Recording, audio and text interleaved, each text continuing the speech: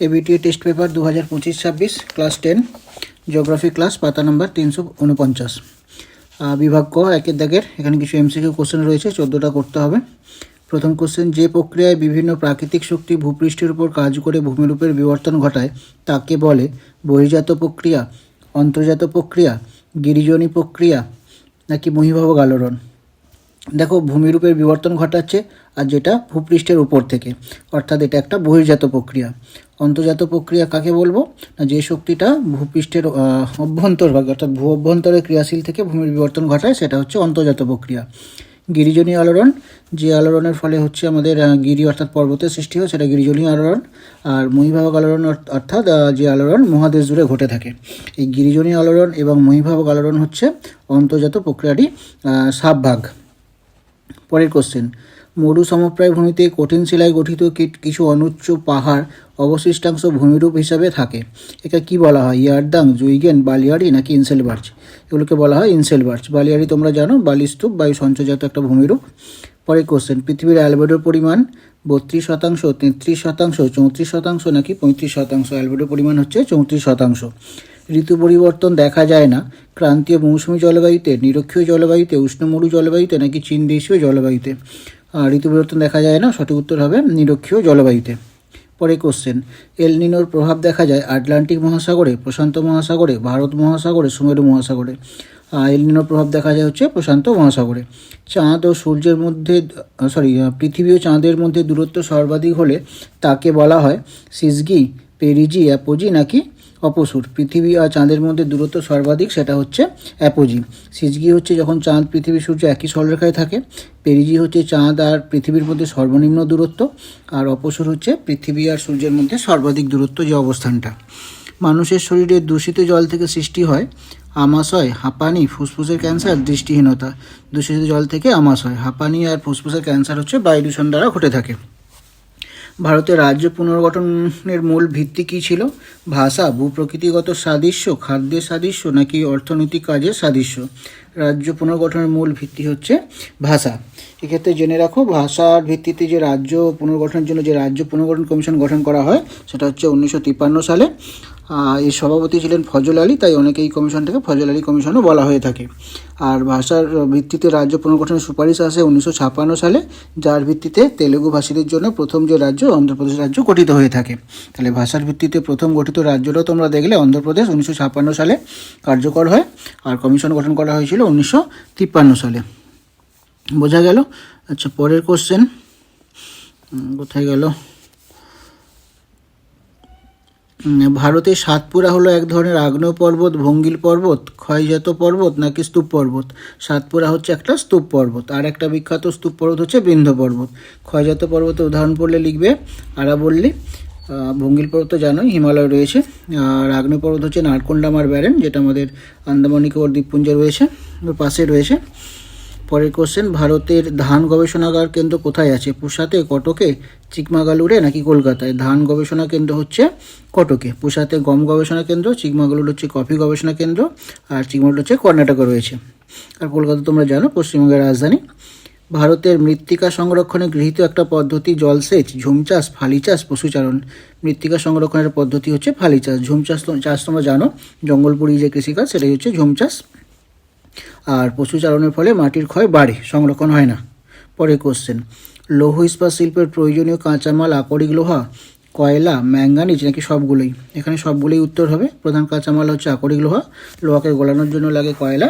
আর manganese হচ্ছে লোহাকে যখন ইস্পাতে পরিণত করা হয় তখন এটা মেশানো হয়ে থাকে। পরের কোশ্চেন, পশ্চিমবঙ্গে পেট্রোকেমিক্যাল শিল্পকেন্দ্র অবস্থিত জুনপুট, কলকাতা, শঙ্করপুর নাকি হলদিয়ায়? পেট্রোকেমিক্যাল শিল্পকেন্দ্র হচ্ছে হলদিয়ায়। শঙ্করপুর হচ্ছে একটা মৎস্য শিকার কেন্দ্র, আর শিকার কেন্দ্র একটা মৎস্য বন্দর। আর জুনপুট হচ্ছে একটা সৈকত শহর, যেখানে লোক বেড়াতে যায়। আর কলকাতা তো পশ্চিমবঙ্গের রাজধানী, বললাম আগেই। ট্রপোগ্রাফিক্যাল মানচিত্রে সমোন্নতি রেখা অঙ্কন করা হয় যে রং দিয়ে? বাদামি, কালো, লাল নাকি নীল? সমোন্নতি রেখা বাদামি রং দিয়ে। কালো রং দিয়ে বর্ডার দেখানো হয়ে থাকে, অস্থায়ী নদীগুলোকে দেখানো হয়ে থাকে, রাস্তাগুলোকে দেখানো হয়ে থাকে। লাল রং দিয়েও রাস্তা দেখানো হয়, লাল রং দিয়ে সেটেলমেন্ট দেখানো হয়, নীল রং দিয়ে জলভাগগুলোকে দেখানো হয়ে থাকে, সবুজ রং দিয়ে গাছপালাকে দেখানো হয়ে থাকে, কৃষিক্ষেত্রকে দেখানো হয়ে থাকে। দুয়ের দাগের যে কোশ্চেনগুলো রয়েছে এখানে রয়েছে শুদ্ধ হলে সু আর অশুদ্ধ হলে অলিখো। ভারতের সবুজ বিপ্লব তৃতীয় পঞ্চবার্ষিকী পরিকল্পনাকালে কিছুটা সত্য। তৃতীয় পঞ্চবার্ষিকী পরিকল্পনার সময়কাল হচ্ছে 1961 থেকে 1966, আর আমাদের সবুজ বিপ্লবের যে সময়কাল সেটা হচ্ছে প্রথম ফেজ, যেটা মূল যে ইম্প্যাক্ট সেটা হচ্ছে 1965 থেকে 1968। পরে কোশ্চেন, শিবালিক পর্বতের পাদদেশে নড়িপলীয় বালিবাহিত মৃত্তিকা, এটা হবে তরাই। বোঝা গেল? বেড বলে দেওয়া রয়েছে, তাহলে এটা ভুল আছে। বেড হচ্ছে খাদর সমভূমি, যেটা পাঞ্জাবে বেড নামে পরিচিত। পরে কোশ্চেন, বিশাখাপত্তনম ভারতের একমাত্র শুল্কমুক্ত বন্দর, শুদ্ধ নাকি অশুদ্ধ? বিশাখাপত্তনম তো শুল্কমুক্ত বন্দর নয়, শুল্কমুক্ত বন্দর হচ্ছে কান্দালা। স্বাধীনতা পরবর্তীকালে যখন করাচি পাকিস্তানে পড়ে গেল, তখন এই করাচির অভাব পূরণ করার জন্যই কান্দালাকে তৈরি করা হয়েছিল, আর একে করমুক্ত করে দিয়ে কিছুটা সুবিধা দেওয়া হয়েছিল যাতে এই বন্দরটা দ্রুত ডেভেলপ করে। পরে কোশ্চেন, সোনালী চতুর্ভুজ প্রকল্পটি সড়ক পরিবহন ব্যবস্থার সঙ্গে যুক্ত, হ্যাঁ একদমই ঠিক রয়েছে। পরে কোশ্চেন, উপগ্রহ চিত্রে লাল রঙের রেখার সাহায্যে সড়কপথ বোঝানো হয়, একটু আগেই বললাম লাল রঙের সড়কপথকে দেখানো হয়ে থাকে। ভারতের কেরল রাজ্যে সাক্ষরতার হার সব থেকে কম, সর্বনিম্ন দেওয়া রয়েছে, এটা ভুল, সব থেকে বেশি হবে এটা। ধানকে তৃষ্ণার্ত ফসল বলা হয়। তৃষ্ণার্ত ফসল হচ্ছে সেই সমস্ত ফসল যেগুলো চাষ করতে খুব জলের প্রয়োজন হয়। বোঝা গেল? সেই সব ধান একটা তৃষ্ণার্ত ফসল, আর এই ফসলগুলো জল ব্যবস্থাপনার উপর বা ওয়াটার রিসোর্সের উপর একটা চাপও বটে। পরের কোশ্চেন, ড্যাশ মেঘালয় মালভূমির সর্বোচ্চ শৃঙ্গ, এটা হচ্ছে তোমার গারো পাহাড়ের শিলং। পরের কোশ্চেন, নদী গর্ভে অবঘর্ষ প্রক্রিয়ায় সৃষ্ট পর্বতগুলোকে ড্যাশ বলা হয়, এগুলো হচ্ছে বলা হয়ে থাকে মন্থকূপ বা পটহোল। ভারতের মূল ভূখণ্ডের দক্ষিণতম অংশ ড্যাশ, মূল ভূখণ্ডের দক্ষিণতম অংশ হচ্ছে কন্যাকুমারী। পশ্চিমবঙ্গের জনঘনত্ব প্রতি বর্গ কিলোমিটারে ড্যাশ জন দেওয়া রয়েছে, এটা হচ্ছে তোমার 2011 সালের ডেটা অনুযায়ী 1028 জন। পরের কোশ্চেন, কোথায় গেল? ড্যাশ স্রোতের প্রভাবে নিউ ফাউন্ডল্যান্ডে তুষারপাত হয়ে থাকে। দুটো স্রোত থাকে এখানে, একটা স্রোত নয় কিন্তু, শীতল লাব্রাডার স্রোত আর উষ্ণ উপসাগরীয় স্রোত, এই দুটো স্রোতের মিলনের ফলে কিন্তু এখানে তুষারপাত ঘটে থাকে। পরে কোশ্চেন, ভারতের দীর্ঘতম জাতীয় সড়ক হচ্ছে NH-44। পরে কোশ্চেন, বায়ুচাপের ঢাল বৃদ্ধি পেলে বায়ুর গতিবেগ বৃদ্ধি পায়। বোঝা গেল? কী হয়? ড্যাশ হয় ছিল বৃদ্ধি পায় হবে, যত চাপ ঢাল বাড়বে ততই কিন্তু গতিবেগ বাড়বে। বায়ু উচ্চচাপ থেকে নিম্নচাপের দিকে প্রবাহিত হয়, অর্থাৎ চাপের পার্থক্যের জন্য প্রবাহিত হয়, যতই চাপ ঢাল বাড়বে ততই কিন্তু বায়ুর গতিবেগও বাড়বে।